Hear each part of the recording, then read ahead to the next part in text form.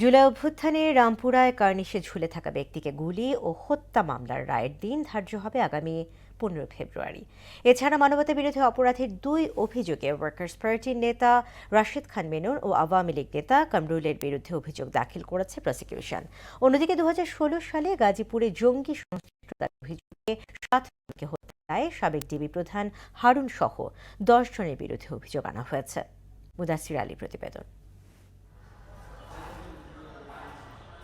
2024 সালের 19 জুলাই রামপুরার একটি নির্মাণাধীন ভবনে কার্নিশে ঝুলে থাকা ব্যক্তির ওপর গুলি চালানো মামলার যুক্তিতর্ক শেষ হয়েছে। মামলার রায়ের দিন ধার্য করা হবে আগামী 15 ফেব্রুয়ারি। এ বিষয়ে কথা বলেন প্রসিকিউটর গাজী MH তামিম। জানান, প্রসিকিউশনের পক্ষ থেকে সর্বোচ্চ শাস্তি চাওয়া হয়েছে। উভয় পক্ষের যুক্তিতর্ক সমাপ্ত হয়েছে। প্রসিকিউশনের পক্ষ থেকে এই সকল আসামির সর্বোচ্চ শাস্তির প্রার্থনা করেছি আমরা।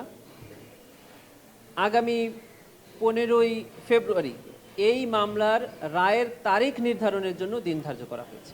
মামলার অন্যতম আসামি ASI চঞ্চল চন্দ্র সরকার। তার আইনজীবীর দাবি, আসামির বিরুদ্ধে শক্ত প্রমাণ দেখাতে পারেনি প্রসিকিউশন।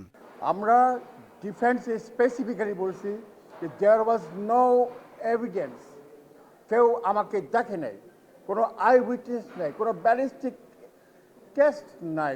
এদিকে ট্রাইব্যুনাল 1-এ ওয়ার্কার্স পার্টির নেতা রাশেদ খান মেনন ও আওয়ামী লীগ নেতা কামরুল ইসলামের নামে জুলাই আগস্ট অভ্যুত্থান চলাকালে 23 জনকে হত্যা সহ 2টি অভিযোগ দাখিল করে প্রসিকিউশন, যা ট্রাইব্যুনালে গৃহীত হয়েছে। 20 জুলাই বাংলাদেশে এক নির্মম হত্যাযজ্ঞ চলে। সেখানে 29 জনকে ঢাকার বাড্ডা এলাকায় নির্মমভাবে গুলি করে হত্যা করা হয়। এই অভিযোগে জনাব রাশেদ খান মেনন এবং জনাব কামরুল ইসলামকে অভিযুক্ত করে আমরা একটা ফরমাল চার্জ দাখিল করেছি। সেখানে 2টি অভিযোগ এনেছি। ট্রাইব্যুনাল এই 2 আসামির বিরুদ্ধে অভিযোগ আমলে গ্রহণ করেছেন এবং তাদেরকে আগামী কত তারিখ 19 ফেব্রুয়ারি ট্রাইব্যুনালে উপস্থিত করার জন্য আদেশ প্রদান করেছে।